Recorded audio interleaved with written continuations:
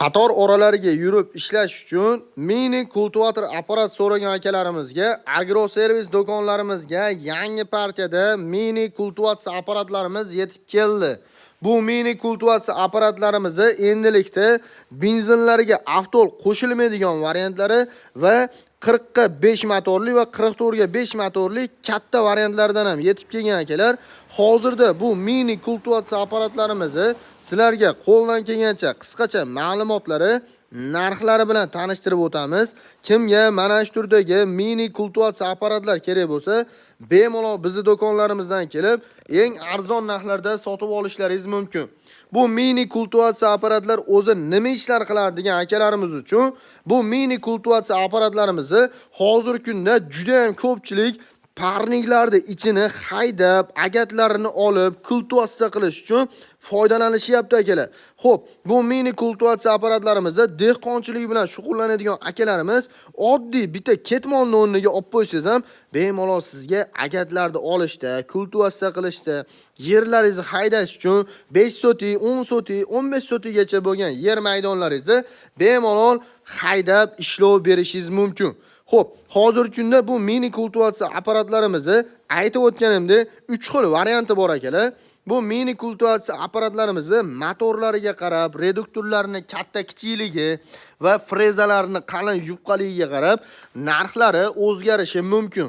Xo'p, bu mini kultivatsiya apparatlarimizni ma'lumotini berishni boshlaydigan bo'lsak, birinchida turgan mini kultivatsiya apparatimiz 44 ga 5 motorli benzinlariga avtol qo'shiladigan varianti bo'ladi.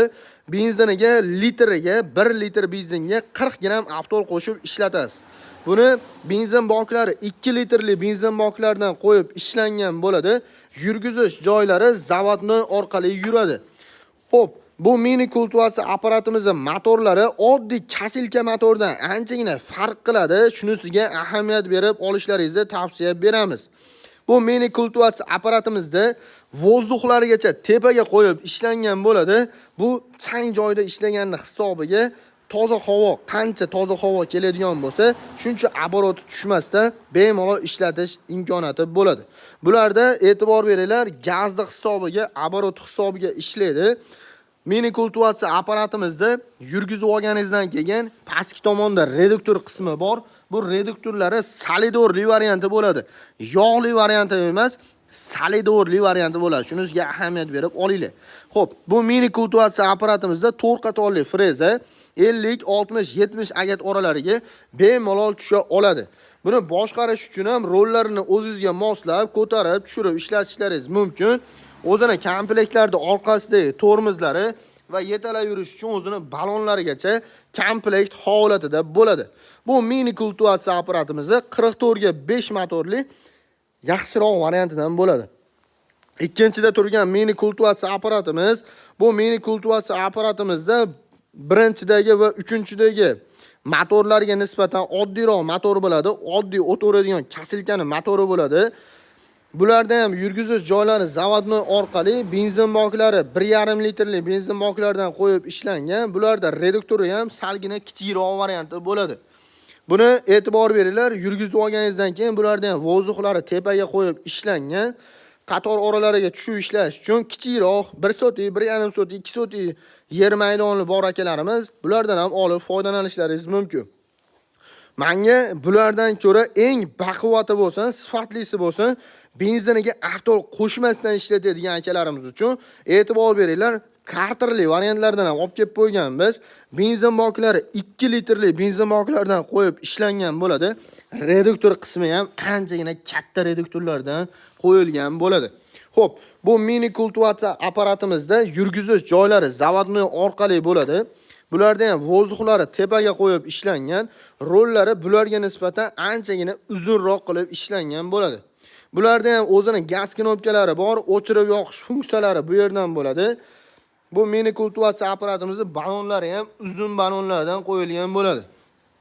Bularda frezalarini o'zi ham bularga nisbatan qalinroq varianti bo'ladi. Shunisiga ahamiyat beringlar. Reduktorlarni aytib o'tganimda katta reduktordan qo'ydirib olib kelganmiz. Bular ham solidor solinib ishlatilishi kerak bo'ladi. Buni Benziniga avtol qo'shilmagandan keyin karterning o'ziga 250 gram yog' quyib ishlatilishi kerak bo'ladi akalar. Bularimiz eng usulli va eng baquvvat variant hisoblanadi. Bu mini kultivatsiya apparatimizni o'zini komplektlarida frezalari, dokumenti, kulichlari va orqasida turgan o'zini ballonlarigacha qo'shib beriladi. Bu mini kultivatsiya apparatlarida narxlari necha puldan degan akalarimiz uchun bu motobloglarimizning hozirgi paytda narxlari atiga 1.500.000 so'mdan boshlab 3.200.000 so'mgacha variantlari bor. Agarda baquvvatroq variantini olaman siz 2.800.000 dan boshlab 3.200.000 so'mgacha bor. Agarda oddiyroq varianti ham bo'laveradi siz 1.5 million so'mdan boshlab 2.800.000 so'mgacha variantlari bor. Kelib bemalol tanlab o'zingizga yoqqan variantini narxini kelishtirib arzon narxlarda olishlaringiz mumkin. Bizning manzillarimiz so'ragan akalarimiz uchun manzillarimiz Farg'ona shahar, Avval qishlog'i, agroservis do'koni. Mana shu turdagi qishloq xo'jaligi texnikalarini eng arzon joyi hisoblanadi akalar. Kimga boshqa turdagi motobloklar ham qiziq bo'lsa, kommentariyada yozib qoldiringlar. O'sha motobloklarni ham video obzor qilib, sizlarga chiqarib, narxlarigacha tanishtirib o'tamiz. Video manfaatli va foydali bo'lgan bo'lsa, bitta like tugmasini bosib qo'yishni unutmanglar. E'tiboringiz uchun rahmat. Keyingi videolarni o'tkazib olmaslik uchun obuna tugmasini bosib qo'yishni unutmanglar. Sog' bo'linglar, salomat bo'linglar.